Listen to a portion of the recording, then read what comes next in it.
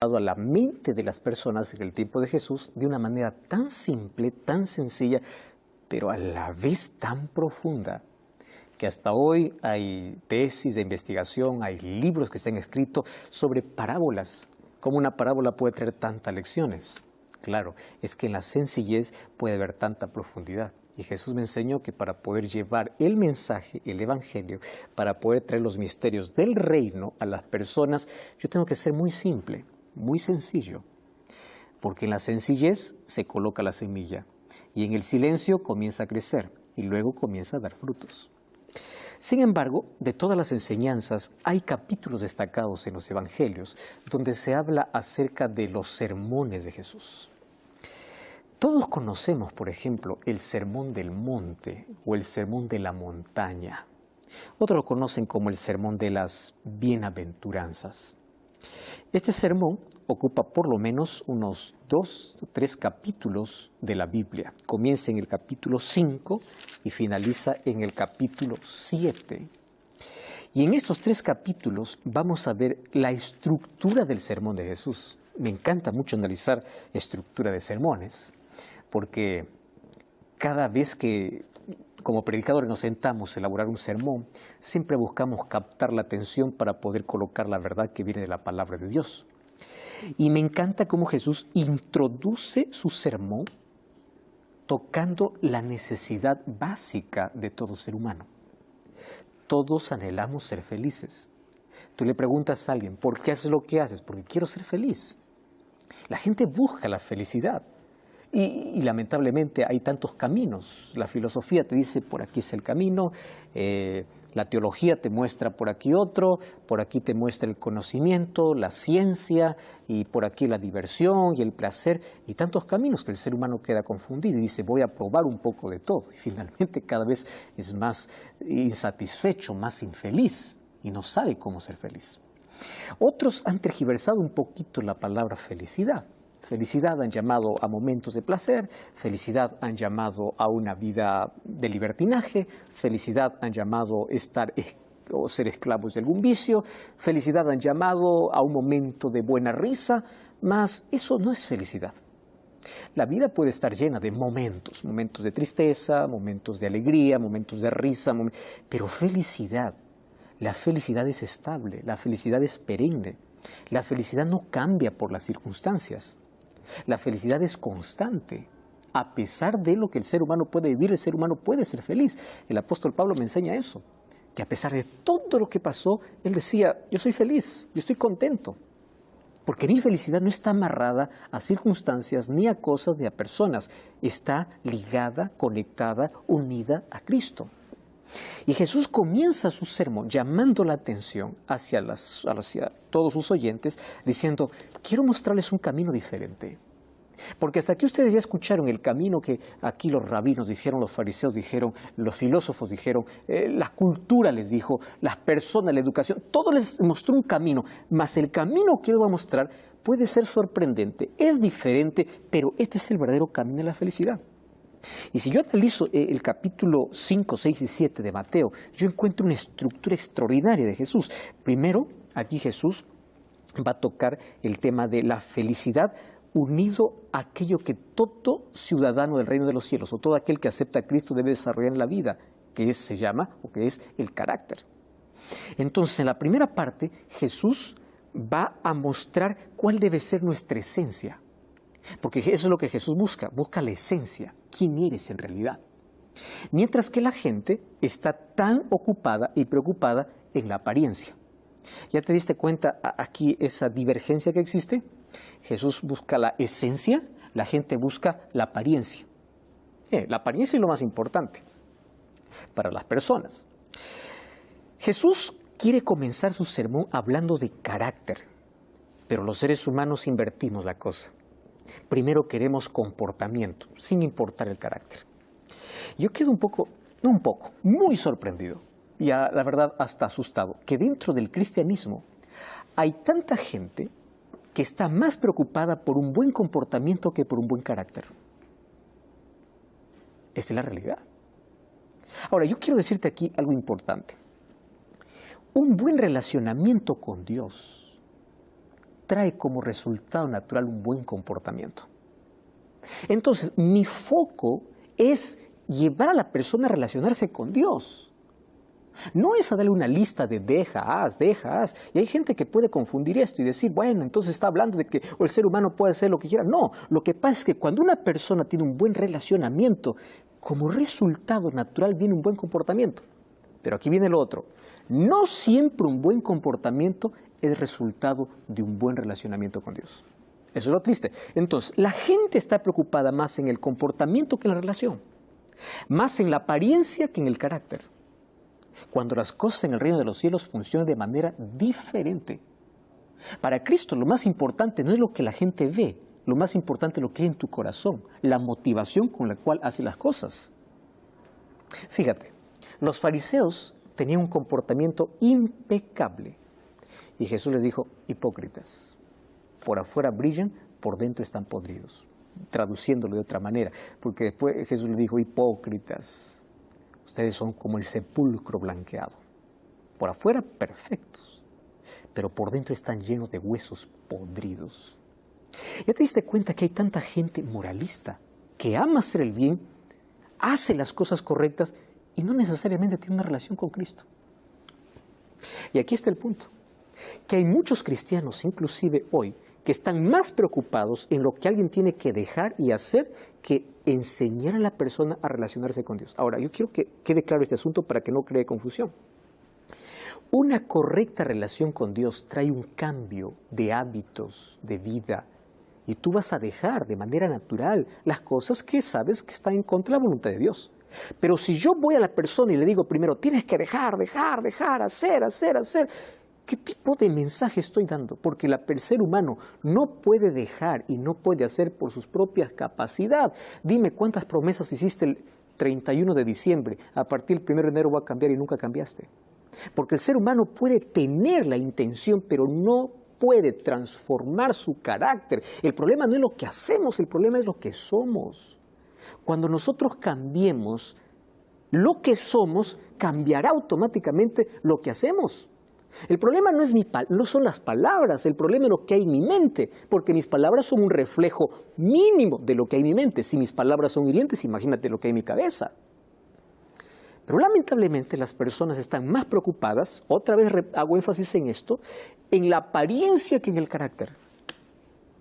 Yo quiero que quede claro.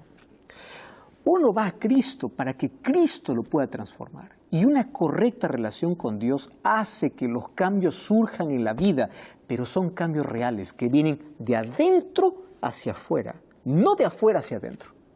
Porque si los cambios solamente son externos, no pasamos a ser de sepulcros blanqueados. Entonces, mira, Jesús comienza su sermón hablando sobre el carácter y luego va a hablar del comportamiento.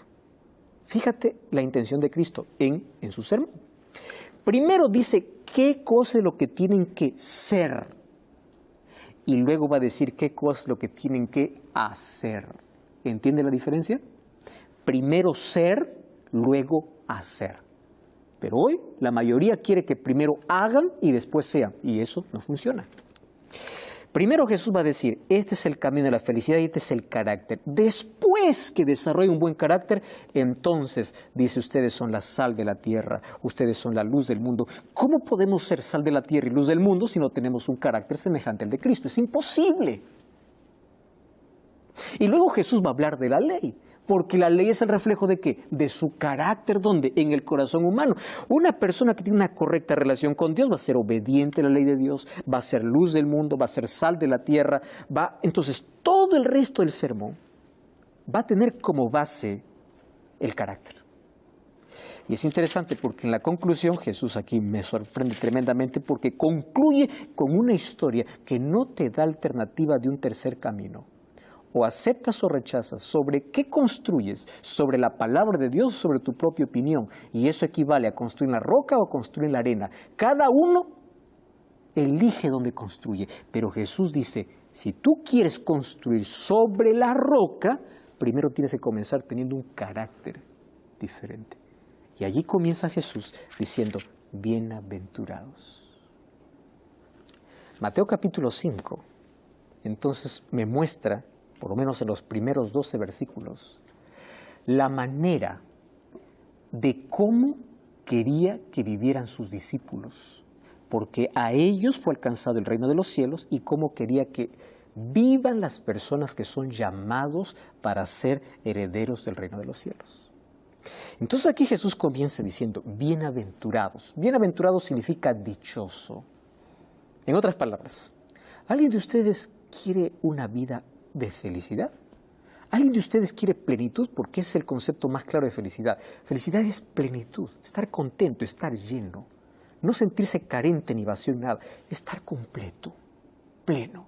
Y esa plenitud solamente sucede cuando Cristo llega a ser el centro de la vida, porque Él es el único que puede saciar nuestra sed y llenar todo el espacio del vacío que hay en nuestra existencia.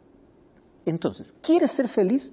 Yo te voy a mostrar el camino, dice, que hace tiempo tú estabas buscando de manera equivocada. Entonces, veamos el camino que probablemente hace tiempo tú estabas buscando en vano. Tú estabas yendo por caminos diversos.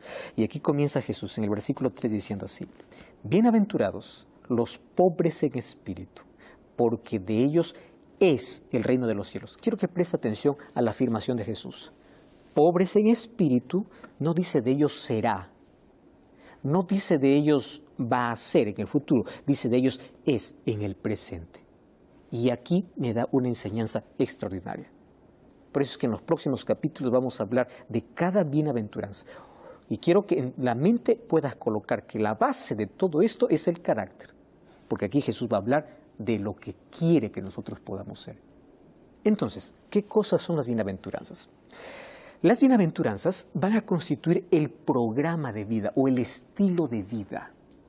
Y este estilo de vida va a desafiar a todo el conocimiento del mundo, a toda la filosofía del mundo, a los grandes pensadores, a los grandes filósofos que hicieron tantos argumentos para definir algo. Jesús lo va a decir de una manera tan simple de qué se trata la felicidad. Y Jesús lo va a mostrar aquí como un camino, o mejor, como una escalera, que cada vez el cristiano o el creyente tiene que subir peldaño a peldaño hasta poder alcanzar aquella plenitud, la semejanza del carácter de Cristo. Entonces, el inicio de la felicidad comienza de manera irónica con la pobreza. Pero Jesús no está hablando aquí de pobreza material. Algunos dicen, yo soy feliz porque soy pobre. La pobreza no significa maldición. Hay tantas personas que la pobreza más bien los une más a Dios, a buscar las bendiciones de Dios. No es maldición la pobreza. Sin embargo, la pobreza del cual Jesús está hablando no se trata de la pobreza material. Tampoco se trata de una pobreza intelectual. Yo soy pobre porque no leo, no crezco. No se trata de tener una cabeza vacía. Pobreza de espíritu. Voy a comenzar definiendo la palabra bienaventurados. De paso, la palabra griega para referirse a bienaventurados es makarios.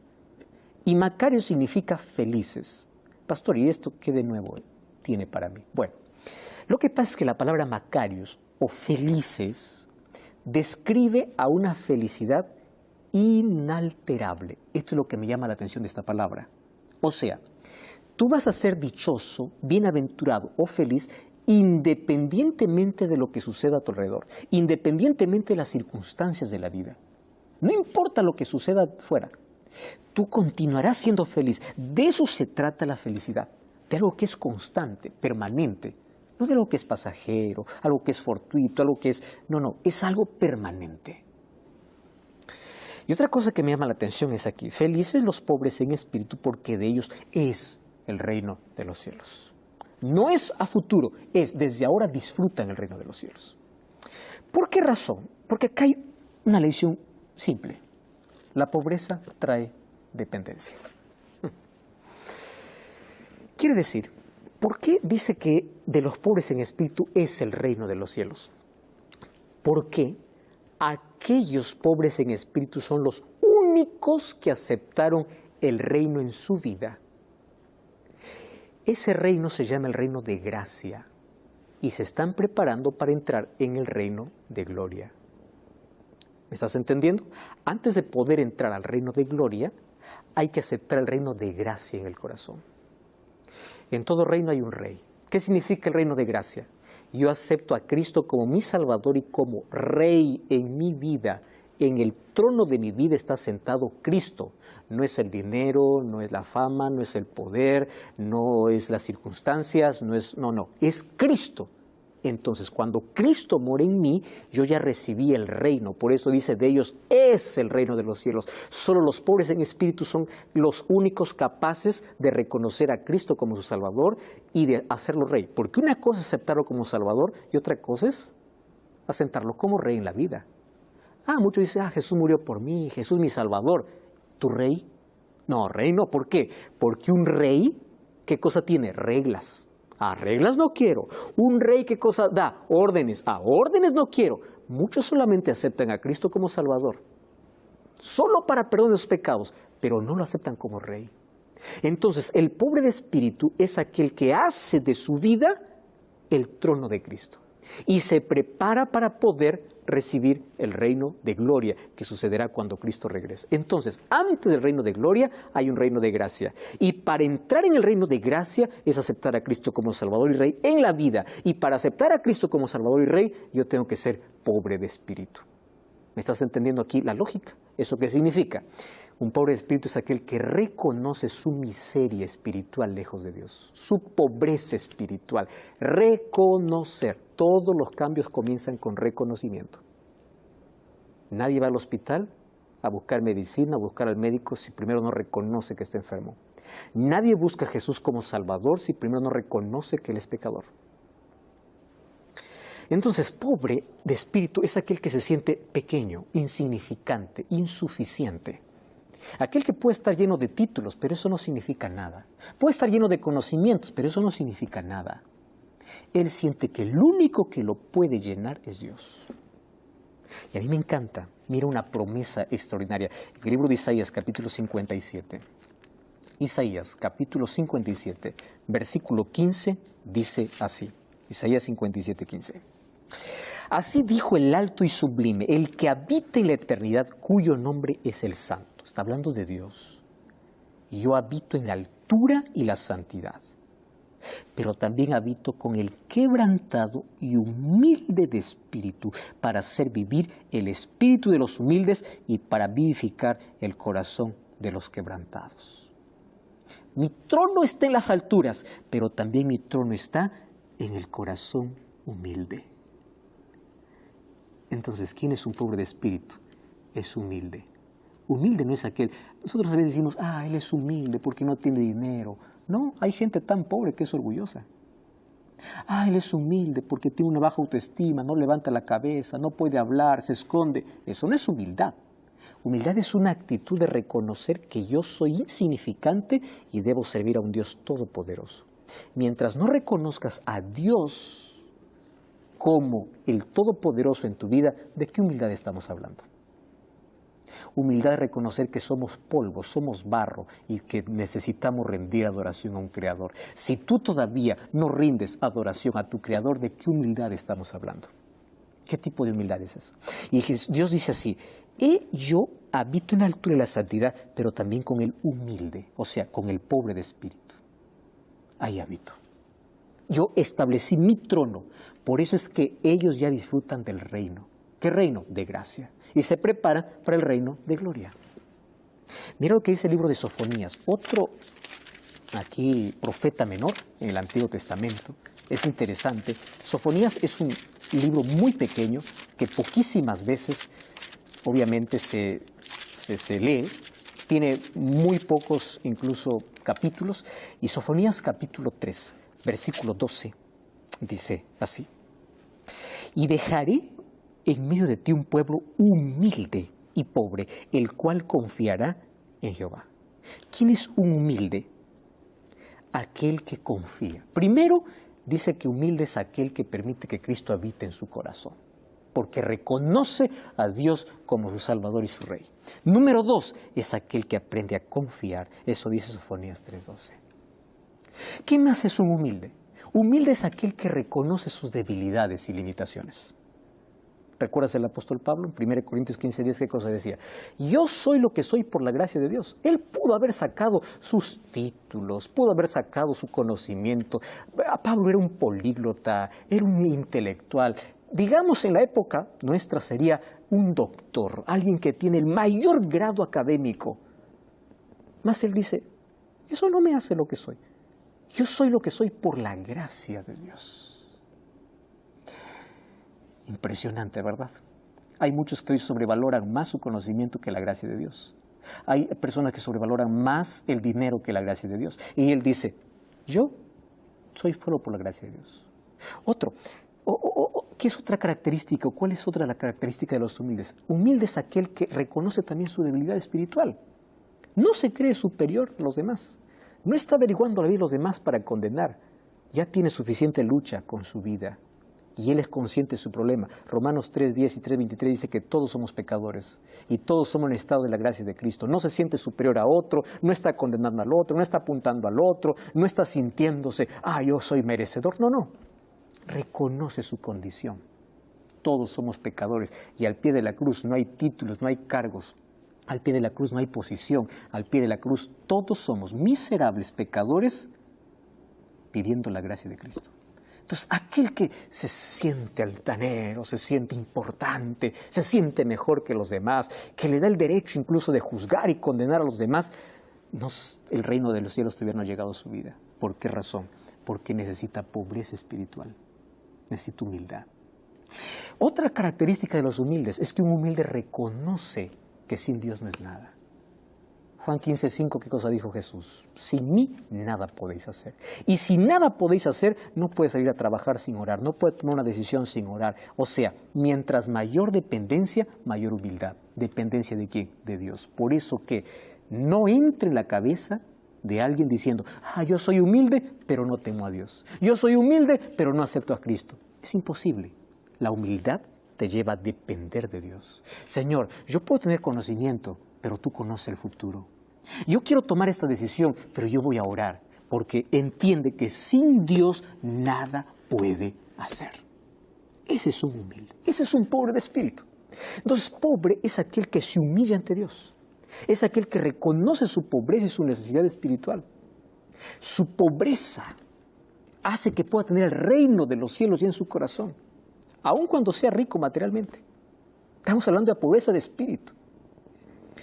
Y es por eso que Jesús añade aquí, bienaventurados o felices son los que son pobres en espíritu. Y para ser pobre en espíritu hay que desprenderse de algo. ¿De qué? No de la riqueza material. Claro, si es tu ídolo tienes que desprenderte. Tienes que desprenderte del yo. Yo puedo, yo soy importante, yo hago, del yo, del ego, del orgullo. Es decir, tienes que estar vacío de autosuficiencia para estar lleno de la presencia de Dios. ¿Me estás entendiendo? Un humilde es aquel que se vacía de su autosuficiencia para estar lleno de la presencia de Dios. Y cuando estás lleno de Dios, tú estás satisfecho. Y cuando estás satisfecho, no tienes envidia, no hay más orgullo, no hay más soberbia. Porque quiero decirte aquí un asunto importante. Tú puedes ser correcto, implacable o impecable, un buen comportamiento, pero si eres soberbio, el orgullo es el pecado más condenado, junto con la idolatría. Porque el orgullo y la soberbia impide a Dios trabajar, porque te crees perfecto. Crees que no necesitas de nada. Entonces no hay manera como Dios pueda trabajar. Ahora, ¿por qué Jesús comienza a exaltar la pobreza en espíritu, que es la humildad, y no dice, felices los que ayudan al prójimo, felices los que dan limosna, felices los de misericordia, los de puro corazón? Eso Jesús va a mencionar después. ¿Por qué Jesús comienza diciendo felices los pobres de espíritu? Porque la pobreza de espíritu es la condición para recibir el Evangelio en la vida. ¿Me estás entendiendo? ¿Quién es aquel que cree en Cristo como Salvador? Aquel que reconoce que es pecador. Es la condición básica. Entonces, el que es pobre de espíritu acepta el mensaje de Jesús y cree. En cambio, el que no es pobre de espíritu más cree en sus títulos, en su dinero, exige pruebas, argumentos, razones. Sabe que necesita de Jesús, pero no la acepta, coloca excusa y excusa, porque no es pobre de espíritu. Y esta es una de las razones por la cual mucha gente que tiene gran cultura, gran conocimiento, gran apellido, mucho dinero y mucha inteligencia no acepta el Evangelio, porque no reconoce su condición. Cree que es suficiente lo que ha logrado en la vida. Y esas personas no son pobres, sino se creen ricas de espíritu. Y esa riqueza que el mundo tanto valora puede ser el obstáculo para entrar al reino de los cielos. ¿Entiendes? Aquello que tanto sobrevalora el mundo puede ser la piedra de tropiezo para muchos. Entonces, la primera bienaventuranza describe la condición en que debe estar el corazón humano para creer. Humilde es aquel que dice, sí, yo reconozco. Yo no he matado con un arma, pero he matado con palabras. Yo no he adulterado con un acto, pero en mi pensamiento sí. Yo soy pecador y miserable igual que todos. Yo no estoy para condenar y juzgar a los demás porque yo soy miserable y yo necesito la gracia de Cristo. En cambio, aquel que es rico en conocimiento, aquel que es rico en sabiduría, probablemente admirado y reconocido en el mundo, aquel que tiene mucho éxito por fuera, se resiste a veces a arrodillarse delante de Dios, a reconocerlo como Salvador. No acepta a Cristo como el Redentor que murió en la cruz por sus pecados, porque Él se cree perfecto. Por eso es que el apóstol Pablo va a decir que el Evangelio llega a ser locura, incluso para aquellos que se pierden, y ahí está incluidos los intelectuales de la vida. Pablo dijo eso, la palabra de la cruz es locura para los que se pierden en 1 Corintios 1:18.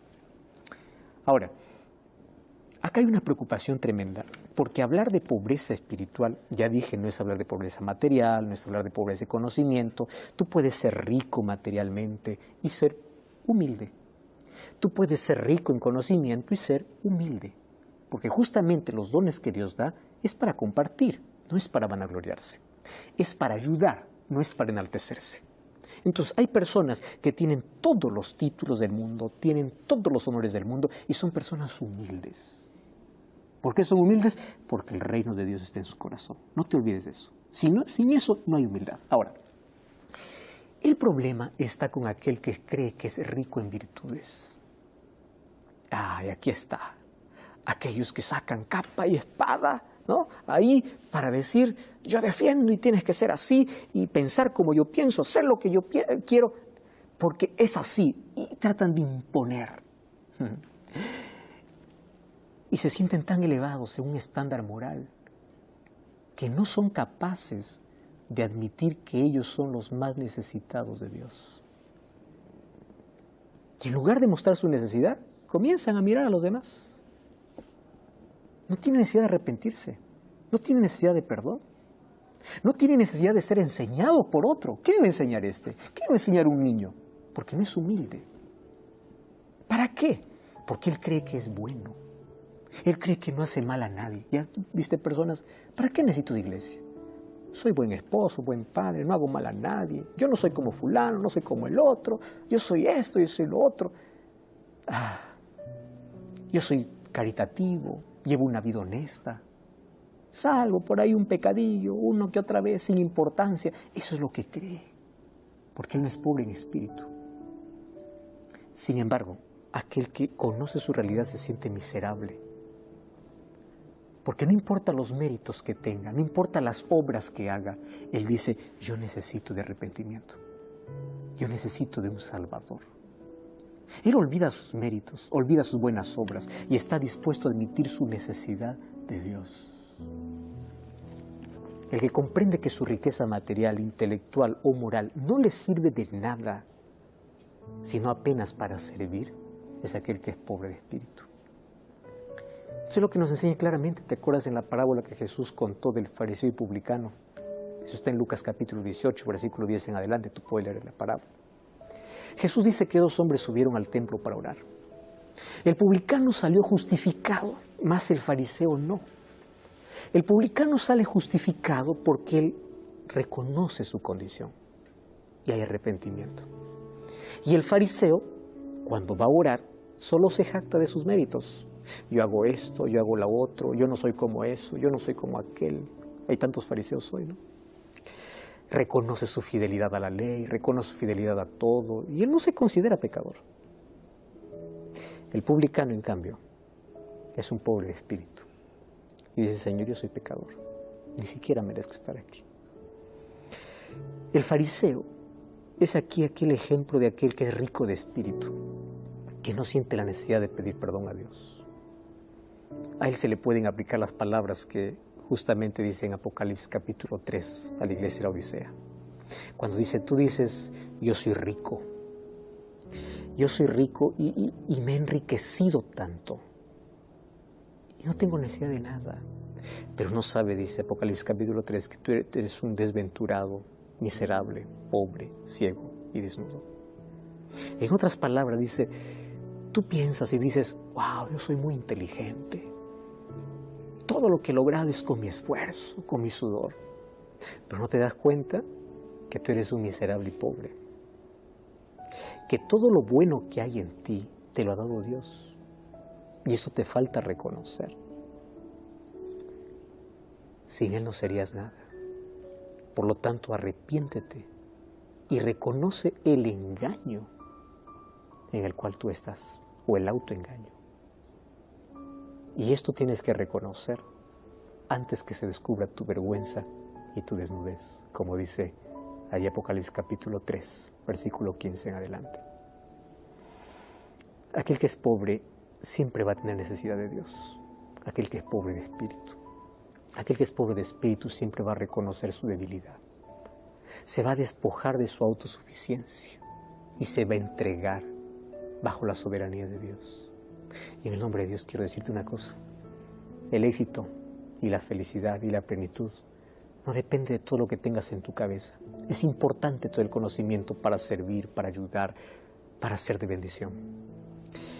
Pero, ¿sabes de qué depende el éxito? De tu dependencia de Dios. De cuánto reconoces que necesitas de Dios. Estoy hablando hoy para un médico, un ingeniero, un arquitecto, un doctor.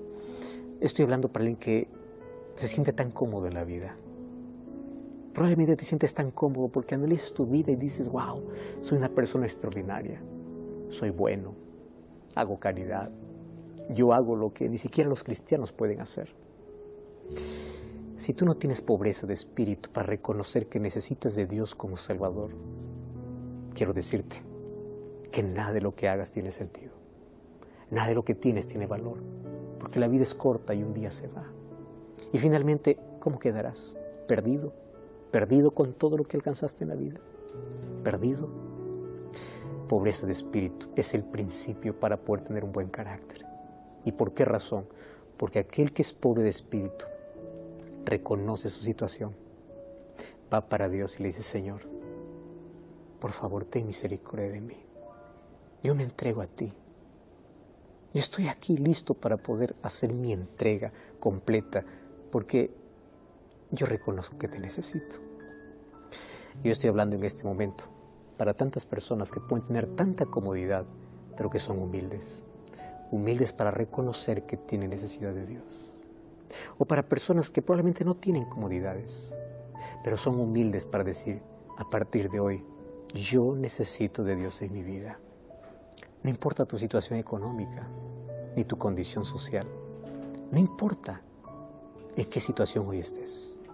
Dios te llama para su reino. Y su reino es instalado en el corazón del pobre de espíritu. ¿Recuerda la promesa de Isaías? Yo habito en lo alto y en lo sublime, pero también en el corazón humilde. Y Dios está buscando personas humildes que hagan de su vida el trono del gran Rey del universo. Y cuando tú aceptas a Cristo como Rey en tu vida, el reino llegó a ti.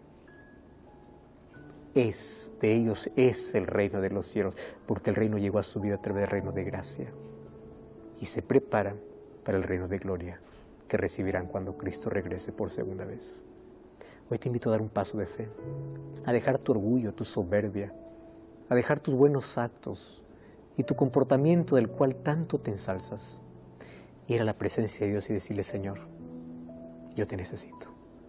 Yo quiero que seas mi Salvador y aquí está mi corazón para que sea tu trono. Porque a partir de hoy dejo todo tipo de excusa y quiero ser pobre de espíritu, quiero ser humilde, quiero reconocerte como mi Salvador y Rey. Y a partir de hoy comenzar aquel camino que has diseñado para mí. ¿Estás dispuesto a tomar esa decisión? Mi esposa va a cantar una linda música y mientras ella canta, Yo estaré orando para que juntos tomemos.